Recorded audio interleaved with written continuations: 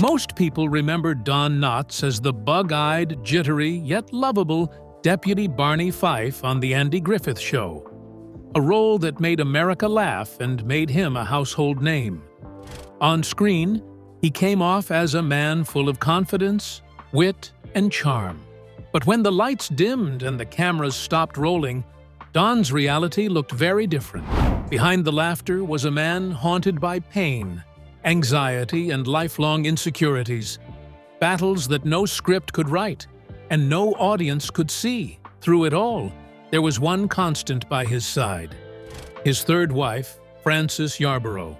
Quietly devoted and fiercely loyal, Frances became his anchor during the darkest chapters of his life. But just when it seemed the couple had found some peace in their later years, tragedy struck again, this time landing on Frances's doorstep in a way no one expected. So what really happened behind those studio walls? What truths were buried beneath the laugh tracks and fanfare? Today, we are pulling back the curtain on the private heartbreak behind Don Knotts' public smile and the woman who stood by him through it all. From Morgantown, West Virginia, to the big stage. Before Don Knotts ever became America's favorite bumbling deputy, he was just a shy, skinny kid from Morgantown, West Virginia, haunted by demons no one could see from a television screen. He was born Jesse Donald Knotts, the youngest of 4 boys in a household marked by hardship. His parents, William Jesse and Elsie Luzetta Knotts, had married in Sprague's, Pennsylvania, and their lineage traced back to 17th-century English settlers in Maryland. But whatever legacy they carried in name was soon drowned by the reality of a troubled home. Don's father, who suffered from schizophrenia and alcoholism, was a looming, terrifying presence. He would sometimes threaten Don with a knife, an experience that forced the young boy to retreat deep into himself, hiding behind humor as a survival mechanism. When Don was just 13, his father died of pneumonia. It brought an end to the fear, but not the trauma.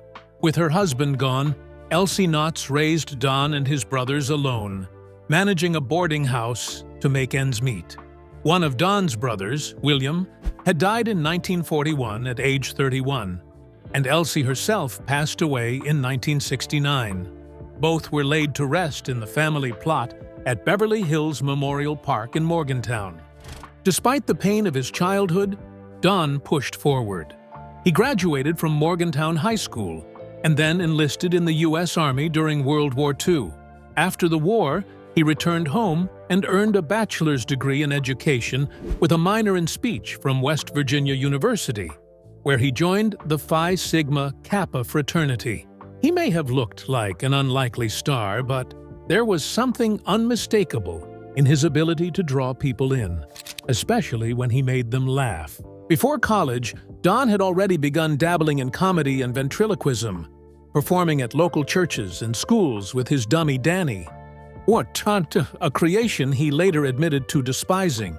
In fact, according to close friend and fellow actor Al Checo, Don eventually chucked the dummy overboard while on tour with the Army's Special Services. Knotts served from June 1943 to January 1946, entertaining troops across the Pacific in a variety show called Stars and Gripes. He wasn't just amusing soldiers, he was earning serious recognition. Don was awarded multiple medals, including the World War II Victory Medal, the Philippine Liberation Medal, and the Asiatic Pacific Campaign Medal, with 4 Bronze Service Stars. When he was discharged, he held the rank of Technician Grade 5, the equivalent of a corporal. Back home in West Virginia, Don gave college one more shot, finishing his degree in 1948. That same year, he married Kay Metz and headed straight to New York City, chasing a dream that never quite left him. Thanks to connections from his time in the Army, he began booking small gigs, radio shows, club performances, anything to keep the dream alive. One of his early roles was on the Western radio drama Bobby Benson and the B-Bar-B Riders, where he played a wisecracking know-it-all named Windy Wales. But Don's real break came with television.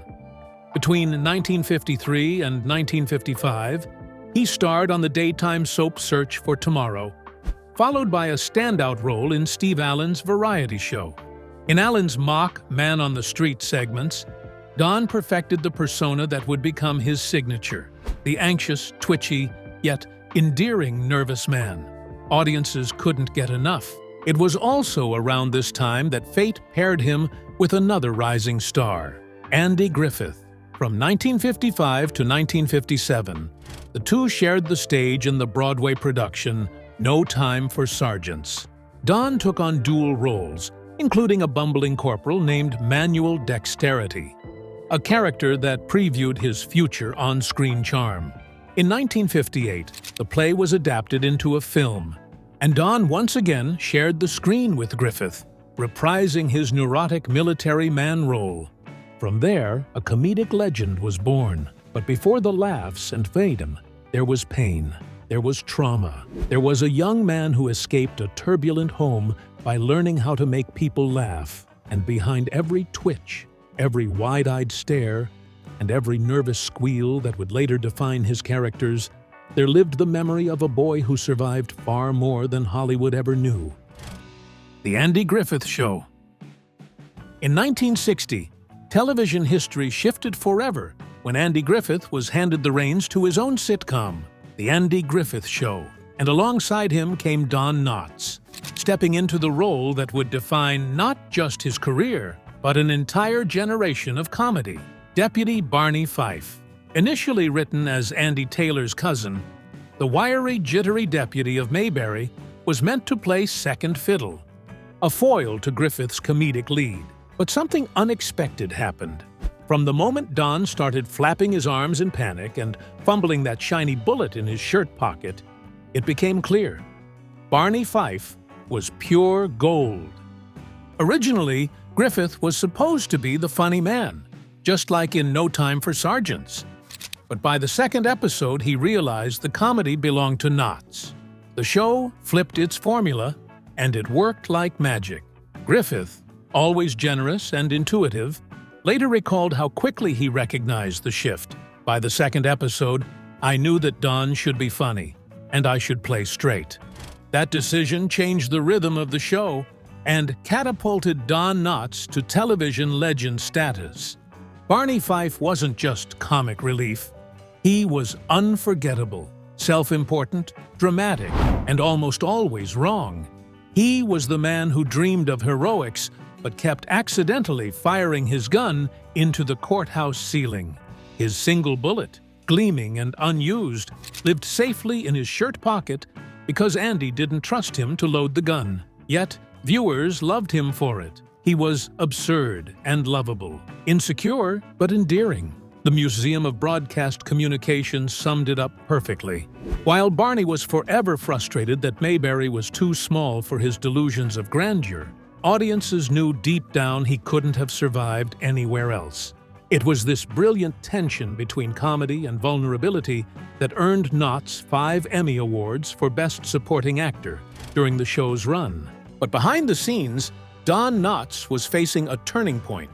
Believing the show would end after 5 seasons, based on comments Griffith had made, he began exploring other opportunities.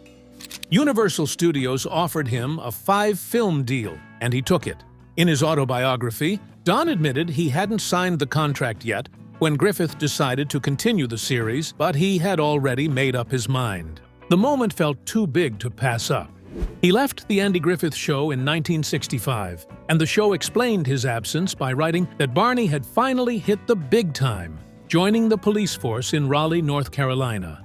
Post-Mayberry, Don Knotts brought his twitchy charm to the big screen, where he carved out a film career rooted in the very persona that made him famous.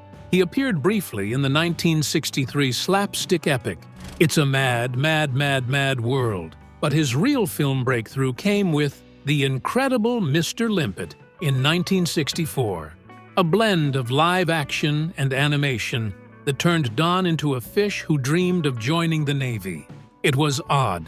It was sweet. It was pure Don Knotts.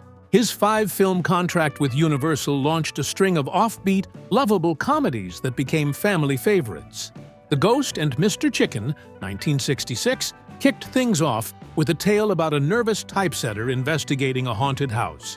Then came The Reluctant Astronaut, 1967, The Shakiest Gun in the West, 1968, The Love God, 1969, and How to Frame a Fig, 1971. Each one banked on Don's signature blend of nervous energy and accidental heroism. Even after leaving the show as a regular, Don wasn't done with Mayberry. He returned to The Andy Griffith Show for 5 guest appearances throughout the late 60s, scooping up 2 more Emmys along the way. He also popped up in the spin-off Mayberry RFD, standing proudly as best man at Andy Taylor's wedding to Helen Crump. The 70s brought a bit of a lull, but Don bounced back in 1979 with yet another iconic role, Ralph Furley, the colorful, polyester-wrapped landlord in Three's Company. Once again, he stole scenes with his flamboyant expressions and nervous physicality. From Mayberry to Mr. Furley, Don Knotts had perfected the art of making awkwardness hilarious, and in doing so, he built a comedic legacy that still sparkles today. But behind the laughter and bright lights, Don Knotts' personal life told a different kind of story, one filled with love and loss. Don Knotts' marriages. Don Knotts had a love life as layered and unpredictable as one of his on-screen antics. Over the course of his life, Knotts married 3 times, each union reflecting different seasons of his journey. From youthful ambition to midlife battles, and finally, a tender companionship in his later years. His first marriage was to his college sweetheart, Catherine Metz. They met while Knotts was studying at West Virginia University, and according to biographer Daniel DeVies, Metz was a woman of substance, the daughter of a Northern Baptist minister from Wheeling, a West Virginia city so far north that it was almost Ohio. After dating for 2 years, they tied the knot in 1947 in her father's church. The marriage lasted 13 years, and they had 2 children together, Thomas and Karen. While Knotts was building his career and forging a now iconic bond with Andy Griffith on screen, the harmony didn't extend to their personal lives. According to DeVise, the wives didn't mesh. Kay Knotts, raised in a practical religious household, clashed with Barbara Griffith, who grew up amid Southern privilege and believed housework was beneath her, jokingly described as someone who thought dirty dishes and discarded socks were carried off by elves. About a decade after his split from Metz, Knotts walked down the aisle again in 1974, this time with Lorelie Chuchna. The marriage brought companionship, but also challenges, particularly with Don's mental health. Reports suggest that his battles with depression created distance between the couple. Knotts' daughter, Karen, once described her father as mercurial.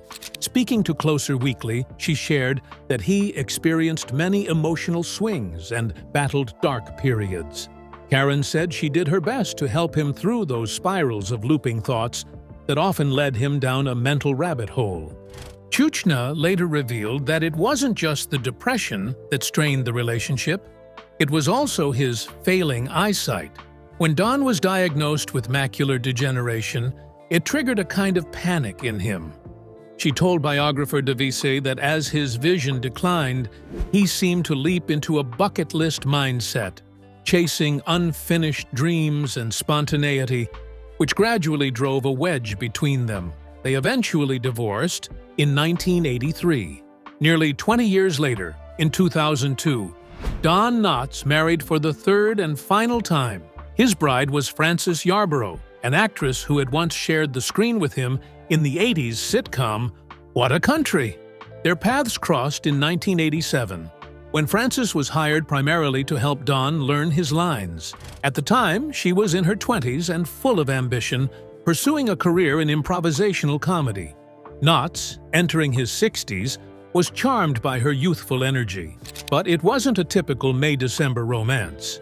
As DeVise wrote, they were kindred spirits. Frances once recalled that her first impression of Don was that he was incredibly vulnerable, saying she had never met someone so emotionally open and tender. Their bond deepened over time and eventually became something lasting. When Don passed away in 2006, Frances inherited his estate, which was valued in the millions. But her reflection on their time together wasn't about wealth or fame. In a heartfelt tribute, she described Don as someone who found poignancy in both people's pride and pain and transformed it into something both hilarious and deeply endearing. Though his heart was bruised more than once, Don Knotts never gave up on love, and in the end, he found it again, with someone who saw the real man behind the laughs. While Knotts might have been married thrice, having multiple affairs along the way, there was one woman who didn't exactly fall for his charm. The one woman who never fell for Don Knotts. Don Knotts was many things: a comedian, a musician, a nightclub performer, a beloved sitcom icon. But behind the bug-eyed stares and nervous charm that defined Barney Fife, there was another side to the star. He was a quiet heartthrob. Known throughout showbiz not only for his talent, but also for his magnetic charm, Knotts was a noted ladies' man. His many romantic escapades, including a few extramarital ones, are well documented in the dusty corners of Hollywood tell-alls, and according to his daughter, Karen Knotts, women simply adored him. Speaking to Page 6, she shared that her father was very loved by women all the time. Karen revealed that there was never a bitter ex in sight. In her words, there was never a woman who was angry at him. Like nobody said, "Oh, your dad didn't come through with the relationship" or anything. Everybody loved him. And if the relationship was over, they became his friend. But not everyone was swept off their feet. Charlotte Stewart, best known to Little House on the Prairie fans as the gentle schoolteacher Eva Beadle, offered a slightly different perspective in her 2016 memoir, Little House in the Hollywood Hills. While she acknowledged Knotts' comedic brilliance, their brief encounter left her less than enchanted. She recalled that someone once suggested she go out with the man behind Mayberry's most famous deputy. While she didn't name the matchmaker, Stewart wrote, "Another time, someone thought I should go out with Don Knotts, the actor who played Andy Griffith's sidekick. The date likely happened sometime between 1964, after Knotts' divorce from his first wife, and 1974, before he married Lorelie Chuchna.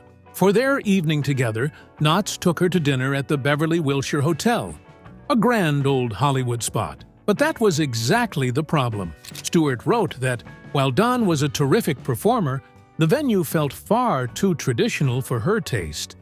It'd be like going to the Brown Derby, which had been the happening spot in the 40s. She pointed out their age difference, saying Don was 20 years older and simply from a different era. "We just didn't click," she added. "I could barely make it through dinner." And that was that. Don Knotts would go on to marry Lorelie, while Stewart continued carving her own path, landing roles in Twin Peaks, Tremors, and even a guest appearance on Matlock. Their fleeting moment together faded into Hollywood history. One awkward dinner, two mismatched stars, and a story too good not to tell. But for all the flings and misfires, one relationship in Don Knotts' life would stand out above the rest. Not romantic, but foundational. It was a friendship that began in a Broadway dressing room and followed him through sitcom stardom, career turbulence, and personal turmoil. The real truth behind Don Knotts and Andy Griffith's friendship. To the millions who tuned in to The Andy Griffith Show, it was a portrait of old-fashioned small-town America, clean-cut, comforting, and wholesome to the core. Mayberry felt like a real place, where problems were simple and friendships were unshakable. But behind the cheerful smiles and backlot charm, the real relationship between Andy Griffith and Don Knotts was far more complex, shadowed by personal demons, private betrayals, and a tangled bond that spanned decades. According to Daniel DeVese's revealing book, Andy and Don, The Making of a Friendship, and a classic American TV show, the duo shared much more than comedic timing. They were kindred spirits, molded by similar hardships. Andy and Don were fellow Southerners, DeVese wrote, born into poverty and raised among ne'er-do-wells, bullies, and drunks. Andy grew up on the wrong side of the tracks in North Carolina. Don came of age in a rundown West Virginia boarding house run by his mother. They had grit, pain, and secrets. Their friendship began in earnest in 1955, when they co-starred in No Time for Sergeants on Broadway. They fit together like puzzle pieces. On screen, it was Sheriff Andy Taylor and his bumbling but lovable deputy, Barney Fife. Off-screen, though, the two men shared a very different story, one filled with infidelity, jealousy, mental struggles, and rage. According to the book, both men cheated on their first wives. Their squeaky clean images hid double lives full of secret affairs and late-night rendezvous.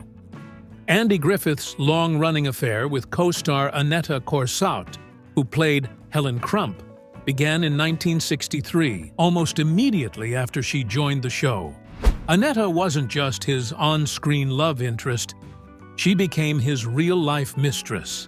Andy kept the affair hidden from his wife Barbara, whom he had married in 1949. She, too, had demons, struggling with alcohol, just like Andy during those early years. And Andy didn't stop with Annetta. He was also rumored to have been romantically involved with actress Joanna Moore, who guest-starred on the show and later married Ryan O'Neal. While Griffith would go on to marry two more women, Solica Casuto in 1975 and Cindy Knight in 1983, those closest to him believed his deepest emotional ties were with Annetta and Don. Don Knotts, for his part, had his own string of affairs. According to his friend Al Checo, Don saw himself as a bit of a Frank Sinatra. Women adored him, and he enjoyed the attention. His first marriage to college sweetheart Catherine Metz lasted from 1947 until 1964. After that, he raised their two children, Karen and Thomas, largely on his own. He later married Loralee Chuchna in 1974, though that union ended in 1983. His third and final marriage was to Frances Yarborough, and it lasted until his death in 2006. But love wasn't the only thing the duo struggled with. Behind Andy's warm smile was a temper that often erupted into shocking displays of rage. George Lindsay, who played Goober Pyle, once confessed that most of the cast lived in fear of Griffith's outbursts. DeVese reported that Andy smashed hotel rooms and even punched through a car windscreen during a drunken fight with his wife. When Don left the Andy Griffith Show in 1965, frustrated over a pay dispute and Griffith's refusal to make him an equal partner, the tension exploded. Andy's earnings had soared past $1 million a year thanks to his ownership stake in the show. Don, by contrast, earned what he called chump change, $6. After Griffith denied his request for a 50-50th partnership, Knotts walked away to make movies. His exit sent shockwaves through the production, and Andy's temper flared. A friend later revealed that his rages became unbearable. Andy eventually sought therapy, admitting, "My life has been affected by an almost total feeling of inadequacy. It's been with me my whole life." But jealousy ran both ways. DeVese recounted that Knotts, despite his own success, often felt overshadowed. Frances Yarborough, Don's third wife, found Andy hilarious. And that didn't sit well with Don. During double dates, Andy would tell jokes that had Frances in stitches, and Don struggled with the attention his friend received. At one dinner, when Frances laughed just a little too hard at Andy's jokes, Don snapped, "I'm the funny one." It mirrored another lingering resentment. Griffith never won an Emmy for The Andy Griffith Show, while Don took home 5. Still, whatever cracks formed in their friendship, they never let them break it entirely. Don Knotts wrestled with his own battles. By 1960, he had developed a serious addiction to sleeping pills. He was plagued by fears of damnation, rooted in his strict religious upbringing and recurring childhood trauma. Knotts turned to Hollywood psychiatrist Dick Renneker, who eventually helped him break free of his dependence. Don's son, Tom, believed the therapy saved his father's life. "I'm convinced my dad wouldn't have made it without Renneker's help," Tom said. "He would have committed suicide or something." Don's gratitude ran deep. He and Andy even named Renneker an honorary citizen of Mayberry. Despite the chaos behind the scenes, there was magic on set. Ron Howard remembered the atmosphere with fondness. "There was a lot of playful, chaotic, rambunctious fun around the set," he said. Andy was the world's greatest audience for Don. He had Andy literally in tears once a week. Their bond remained intact, even as their careers pulled them in different directions. In 2004, Griffith moved back to Toluca Lake, California, where he had lived while filming the show. The move brought him back into Don's orbit, and for the first time in years, the old friends were neighbors again. That reunion came just in time. As the years wore on, both men faced serious health battles. Griffith was struck by Guillain-Barré syndrome, which left him temporarily paralyzed. When Knotts was diagnosed with lung cancer, Griffith was one of the first to show up at his bedside. Nancy Stafford, their Matlock co-star, remembered their final visits fondly. She said that once they were together again, it was like no time had passed. They laughed, sang, and told stories, falling back into their old rhythm. In February 2006, Don Knotts died at the age of 81 due to complications from lung cancer. Andy Griffith was one of his final visitors. According to Devise, Griffith held his hand and told him he loved him. Don's chest heaved a few times, and Andy believed his friend had heard him. Today, a statue of Don Knotts stands in Morgantown, West Virginia, a lasting tribute to a man who brought joy to millions. Andy later said, "Don was special. There's nobody like him. I loved him very much. We had a long and wonderful life together." Andy Griffith passed away in July 2012 at age 86 following a heart attack. The final chapter of their story closed quietly, but their legacy remains etched in television history. A friendship that, like Mayberry itself, was far more complicated than it looked. And while Don Knotts' professional legacy has been studied, celebrated, and immortalized, the woman who stood quietly beside him in his final years remains something of a mystery to many. Who was Don Knotts' third wife? Frances Yarborough entered the world sometime in the 1960s, the daughter of Donald Howard Yarborough and Charity O'Connell Yarborough. Born into a family with deep Southern and political roots, Francie, as she came to be known, grew up surrounded by ideals of justice, activism, and complexity. Her father, Donald Yarborough, wasn't just any Texan. He was a proud liberal Democrat in a state where that wasn't always easy.